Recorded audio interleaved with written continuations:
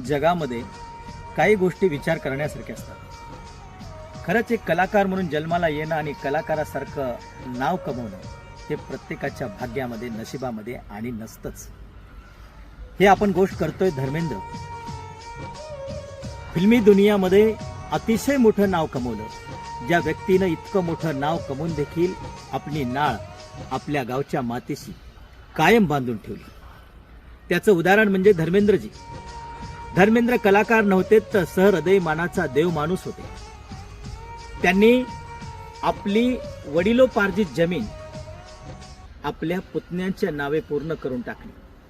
आजच्या जगामध्ये इंचभर जागा जर मागायची असेल तर वाद विवाद, भांडण, तंटा, संघर्ष करावा लागतो। फक्त तुमची चौकशी करणारे प्रत्येक जण मिळतील, कसा आहेस, कसा राहतोस, यापेक्षा पुढे काही बोलणार नाही। तू काय करतोस, कसा करतोस, तुला काही लागतंय का, या गोष्टीची विचारपूस करणं त्या दूर गोष्टी राहिल्या। पण या महात्म्यानं, या उदार अंतकरणानं आपल्या पुतण्याच्या नावे, आपल्या चुलत भावाच्या नावे सगळी जमीन त्यांना दान करून टाकली।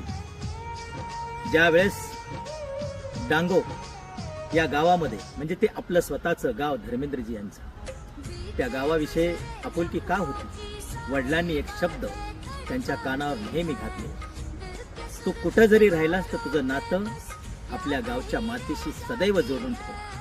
हे वाक्य त्यांनी हृदयावर करून ठेवलं तर झगमगती दुनिया, मुंबईचं ते वातावरण, फिल्मी दुनियेतलं एवढं मोठं नाव, तरी या व्यक्तीचं मन सदैव गावाकडे रमत। आणि अशा वातावरणामध्ये रमून या व्यक्तीनं या जगातून निघून जाण्याच्या पूर्वी आपल्या चुलत भावाच्या पुतण्याच्या नावावर सगळी जमीन घेतली। पुतण्याचं मत त्या ठिकाणी ऐकण्यासारखं होतं। काका आम्हाला कधीच परक समजलं नाही। काका फक्त धर्मेंद्रजी कलाकार नव्हते, एक हिरो म्हणून नव्हते, तर आमच्या आयुष्यातले सगळ्यात मोठे हिरो आणि देव माणूस म्हणून त्या पुतण्यानं त्यांची स्तुती केली। उदार अंतकरण ठेवण्यासाठी कलाकाराचं रूप असावं लागतं, पण अंतकरण हे तेवढंच मोठं ठेवावं लागतं। हे धर्मेंद्र या कलाकारानं आपल्या नात्याविषयी दाखवलेले आपुलकी। शेवटी तात्पर्य हे की नातं जपायचं असेल तर दायित्व जपलं पाहिजे। माणसाचं आयुष्य आहे किती आणि माणूस करतो किती, यापेक्षा तुमचं दायित्व, उत्तरदायित्व आणि उदारमतवाद हे तुम्हाला खूप मोठं शिकून जातं। नाते जोडायचे असतील तर फक्त दान करणं म्हणून नाही, आपल्याकडे जेवढं आहे त्याच्यातला काही भाग आपल्यासाठी किंवा आपल्या माणसासाठी काही राखीव ठेवता येईल।